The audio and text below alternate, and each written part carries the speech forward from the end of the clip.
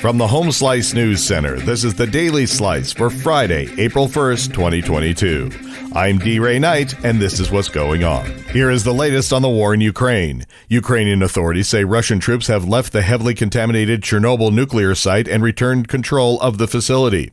They say the troops were exposed to radiation while digging trenches at the site of the world's worst nuclear accident, but an international atomic watchdog hasn't verified that claim. Meanwhile, the governor of a Russian border region accused Ukraine of flying helicopter gunships into Belgorod and striking an oil depot on Friday. The governor says an airstrike set the facility ablaze and 2 people were injured. If confirmed, it would be the first attack of its kind by Ukrainian forces inside Russia.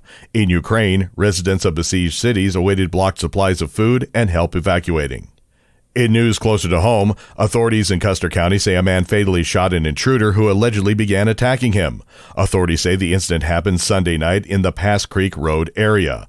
Police say the man who fatally shot the suspect is cooperating with the investigation. The 34-year-old man fatally shot has not been identified.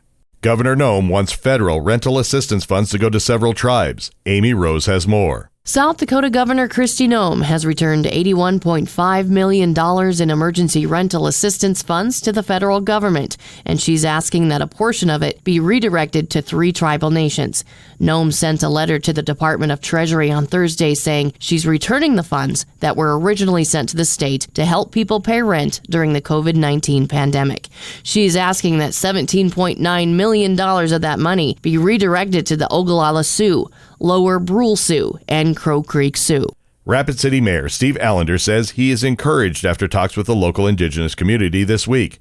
Allender met with the Great Plains Tribal Leaders Health Board as they hosted a community healing circle to facilitate thoughtful discussion on gun violence and racism.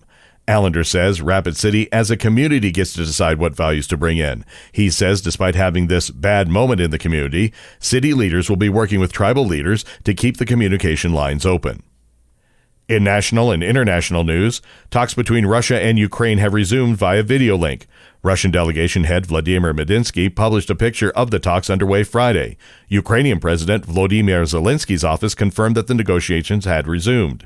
Today's talks come 3 days after the last meeting in Turkey between Russia and Ukrainian delegations. Medinsky, the Russian lead negotiator, said, "Our positions on Crimea and the Donbas are unchanged." Russia annexed the Crimean Peninsula in southern Ukraine in 2014. The Donbas is a predominantly Russian-speaking industrial region where Moscow-backed separatists have been battling Ukrainian forces since 2014. Lawmakers have compromised on a COVID-19 spending bill. Chrissy Davies explains. Lawmakers have moved to the brink of clinching a scaled-back bipartisan compromise to provide a fresh $10 billion to combat COVID-19. That could set up final congressional approval next week. The price tag was a reduction from an earlier $15.6 billion compromise that fell apart weeks ago after the House Democrats rejected cuts in pandemic aid to states to help pay for it. Utah Republican Senator Mitt Romney is a lead negotiator. He says bargainers have reached an agreement in principle on a package that could be completely paid for. The new money would be to purchase vaccines, treatments, and tests, which the administration says are running low, even as the more transmissible Omicron variant BA.2 spreads.